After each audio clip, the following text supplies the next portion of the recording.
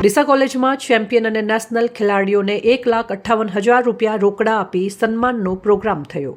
ડીએમપી arts and commerce college ડીસામાં દર વર્ષની જેમ આ વર્ષે પણ સંસ્થાના ટ્રસ્ટી દિવ્યભાઈ પટેલના અધ્યક્ષસ્થાને વર્ષ દરમિયાન જુદી જુદી યુનિવર્સિટીની રમતોમાં થયેલ ચેમ્પિયન, રનર્સઅપ અને બ્રોન્ઝ મેડલ મેળવનાર પોતાની રમતોમાં ઉત્કૃષ્ટ પરફોર્મન્સ આપી ભારતના જુદા જુદા રાજ્યોમાં અલગ અલગ રમતોમાં ઉત્કૃષ્ટ પરફોર્મન્સ આપીને સિલેક્શન થઈ ડીસા કોલેજને ગૌરવ અપાવ્યું છે। એવા ભીલ પ્રકાશ, ચૌધરી નિશિત, ઠાકુર નિલેશ, લુહાર અનિલ, માળી કૌશિક સોફ્ટબોલ રમતમાં અમરાવતી યુનિવર્સિટી મહારાષ્ટ્ર, ચૌધરી મોન્ટુ, સુથાર ફેનિલ, જાની યશ, ચૌહાણ પાર્થ ક્રિકેટમાં ગુજરાત રાજકોટ, દરજી રિતિક, વસવેલિયા અજય, માળી જયેશ હોકી રમતમાં ભોપાલ મધ્યપ્રદેશ,